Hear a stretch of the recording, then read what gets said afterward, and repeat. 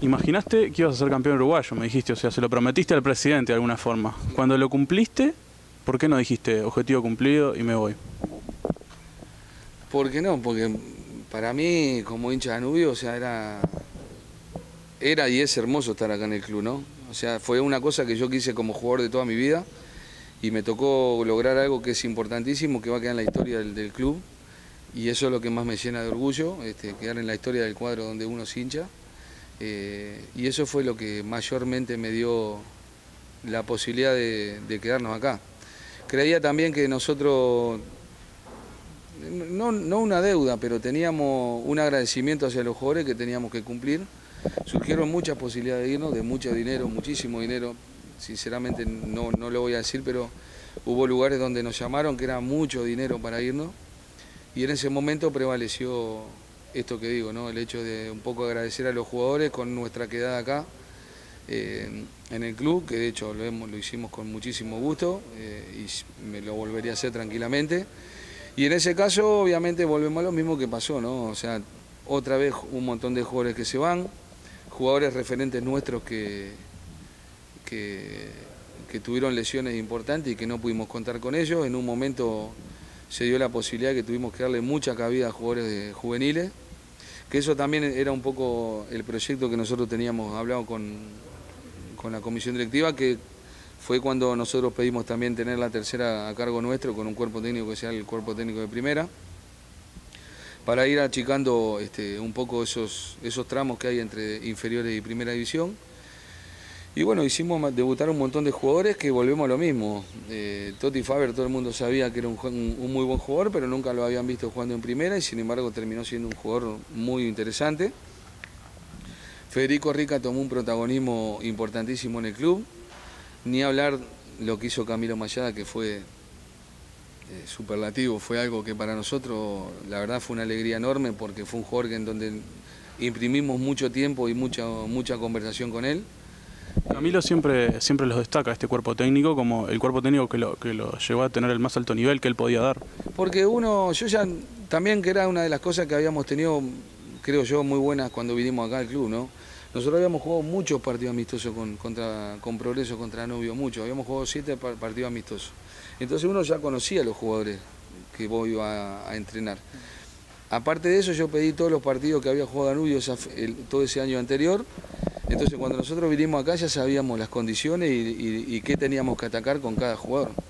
En ese caso creímos siempre que Camilo era un jugador que tenía que explotar de una vez por todas, porque tiene un potencial y que yo creo que hoy no llegó a su techo definitivo, y fue en donde más tiempo imprimimos, ¿no? Pero también hubieron jugadores que tuvieron mucho protagonismo. Nacho González también empezó a agarrar ritmo, empezó a tener muchos minutos en campo, demostró que es un gran jugador, y así se fueron dando un montón de cosas, ¿no? Mati de los Santos, que también mucha gente no lo tenía y sin embargo lo pusimos y terminó rindiendo de una manera bárbara.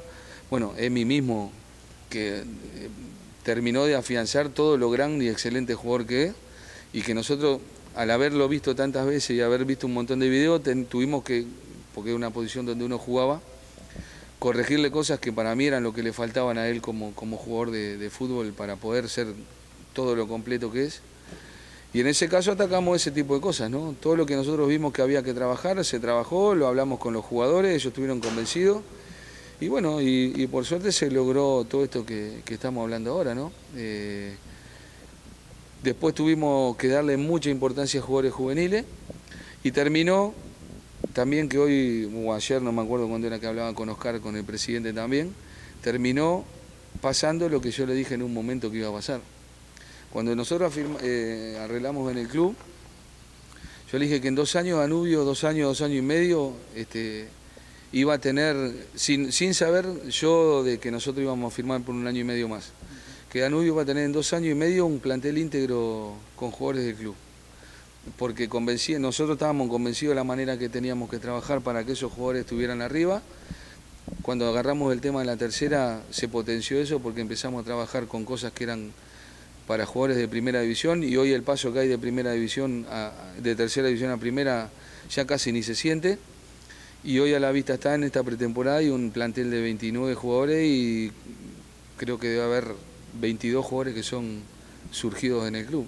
Y eso para un club como Danubio Vendedor, obviamente es importantísimo, ¿no? Y hoy Danubio tiene un producto con jugadores que en cualquier momento se pueden ir. Yo, por ejemplo, siempre hablo de la danza de Camilo, que siempre que se va, que viene, que Nacho también está siempre en boca todo, Salvador mismo también, en su momento Emi, que ya estaba vendido, Toti Faber, Guille Cotuño, pero siempre hay un jugador a mí que me llama poderosamente la atención y hacía mucho tiempo que no veía, y eso es un gran acierto nosotros como cuerpo técnico también, que es el caso de Fede Rica.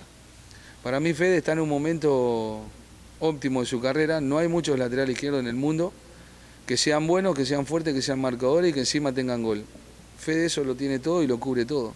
Y es una de las cuestiones que yo siempre hablo con la comisión directiva, que no entiendo cómo no hay, o si hay, la verdad no lo sé, algún pedido con eso, ¿no? Para un jugador como Fede, que para mí está llamado a hacer grandes cosas. De hecho, no me equivoqué con un par de cosas que le dije a Mario Rebollo en su momento cuando estábamos entrenando acá al principio del primer año que vinimos, que cuando nosotros llegamos estaba el Pelado Jiménez y no era un jugador que nosotros habíamos hecho debutar en el club, eso lo había hecho debutar Juan Ramón Carrasco. Y lo primero que le dije una de las veces que nosotros habíamos hablado con Josema, de que las primeras 4 fechas nosotros no lo íbamos a utilizar y que él se tenía que preparar el partido con Peñarol, porque Peñarol en aquel momento tenía a Zambrana, que jugaba por derecha y normalmente jugaba al segundo palo para la bajada de Olivera. Y nosotros en ese puesto de lateral derecho necesitábamos a alguien que tenga muy buen juego aéreo. En ese caso estaba jugando Hugo y después lo pasamos más para adelante y entró Josema. La cuestión que a Josema lo pusimos para contrarrestar algo y terminó siendo un jugador de nivel de selección, ¿no? Y un día caminando con Marcelo dando un par de vueltas al predio, nos encontramos con Mario Rebollo justo ahí en la concentración de Uruguay, nosotros con alambrado de por medio, y le dije, digo Mario, la verdad yo no sé, ustedes están buscando el lateral derecho y el lateral derecho está acá en Uruguay. Me dice, ¿quién es? Digo, el Pelado Jiménez. Ah, sí, ya lo veníamos siguiendo. Y digo, bueno, en un año el Pelado Jiménez va a ser el 4 titular de la selección. Espero no equivocarme, le dije. La cuestión que sí que me equivoqué porque fue mucho antes, fue 6 meses antes. Y en este caso, lo de Federico Rica, yo pienso exactamente lo mismo. Hoy Uruguay tiene no grandes problemas, pero si hoy no estaba Palito Pereira en la selección, no tenés otro lateral izquierdo y que tenga ese lado como para poder jugar. Se ha puesto acá, se le han puesto otro tipo de jugadores. Y para mí hoy, Federico Rica es un jugador de selección uruguaya. Estoy pero altamente convencido, y podés preguntarle a cualquiera de los dirigentes lo que te estoy diciendo. Estoy recontra convencido que Fede es un jugador para selección. Ya que hablamos de los juveniles, ¿qué tiene que tener un jugador joven de Danubio para ascender a Primera División? Mirá, nosotros hay cosas que no resignamos. Porque jugadores, acá en Danubio, jugadores buenos hay muchísimos. Buscá en todas las categorías, tenés muchos jugadores. Primero, tienen que estar muy ávidos de recibir un montón de información. No tienen que dar por perdido nada, que esa fue una de las grandes cartas que tuvo el plantel.